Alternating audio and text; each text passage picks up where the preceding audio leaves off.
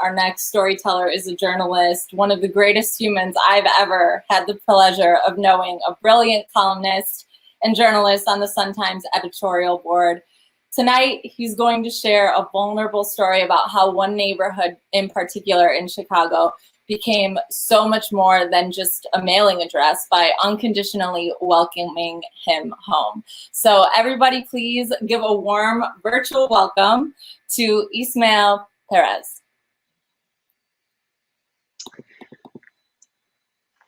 Thank you.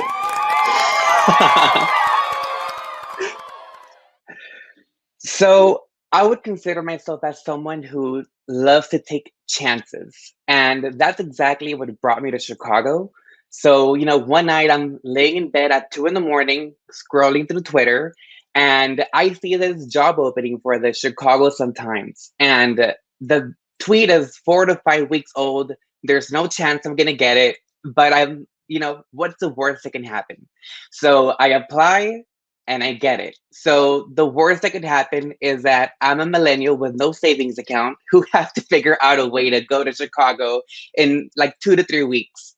So I fly to Chicago this first time, and I have $180 in my pocket. I managed to get a small room in the Ukrainian village, and I have no bed, but my landlord was nice enough to give me a small cot to sleep in.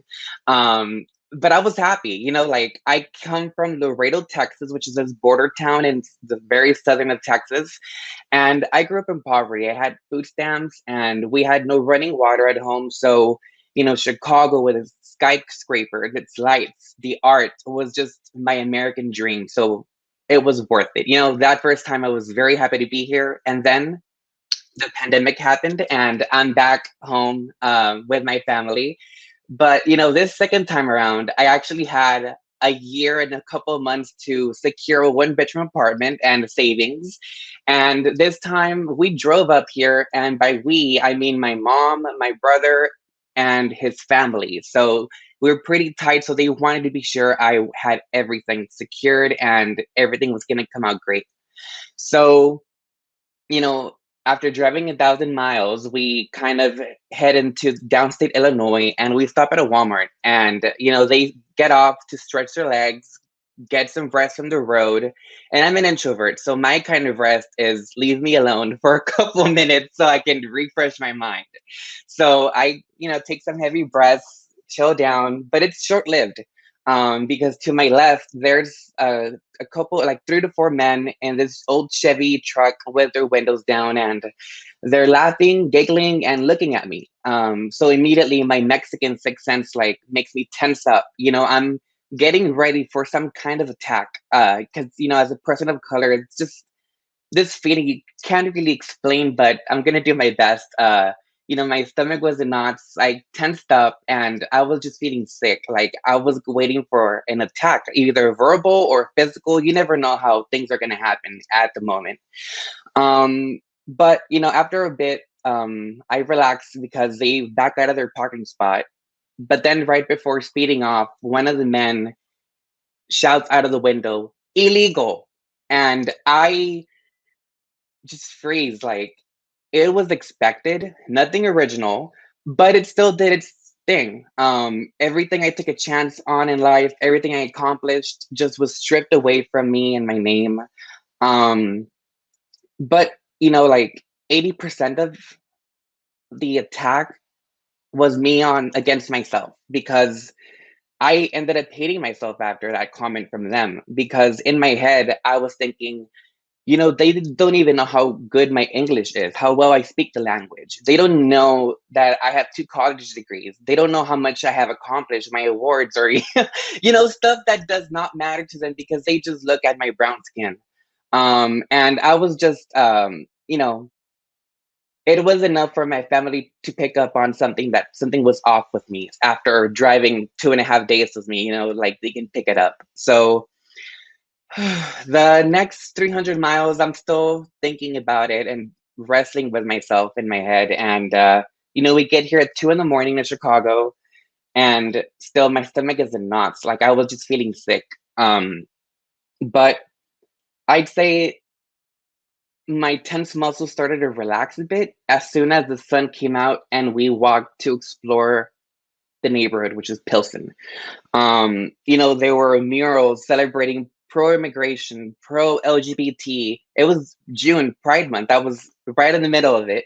So, I was relaxing. And then every other person that we walked by was speaking Spanish. And I just felt like home because I mentioned I'm from Laredo, and Laredo, Texas is 95% Latino.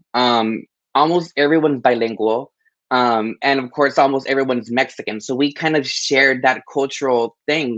We were the majority. No, nothing out of the ordinary. We were just accepted by our own people.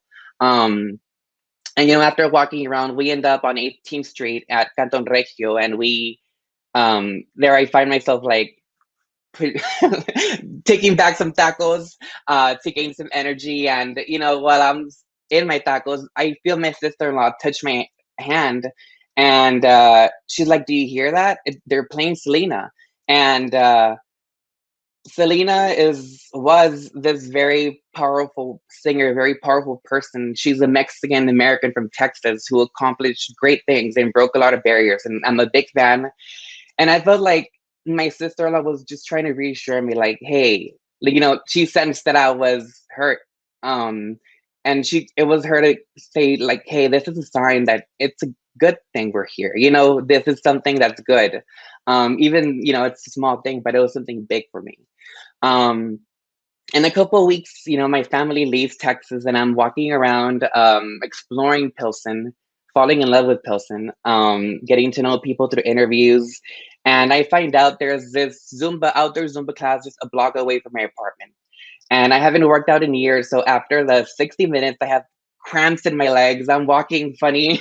I'm a sweaty mess, and I'm ready to go home. And a group of like 4 to 5 Latina women run after me and tell me, "Oiga, por favor, venga mañana para la clase," which means like, "Come back. We want you part of our class. We want you part of our group." And in that moment, I thought back of the Walmart and thinking of how hard I tried to win those men over in my head, with all my a list of accomplishments and stuff I can do well. And these women know nothing about me. And in that moment, I thought of, me taking a chance on Chicago ended up being the perfect thing that I have ever done, because these women adopted me into their neighborhood, into their community, no questions asked.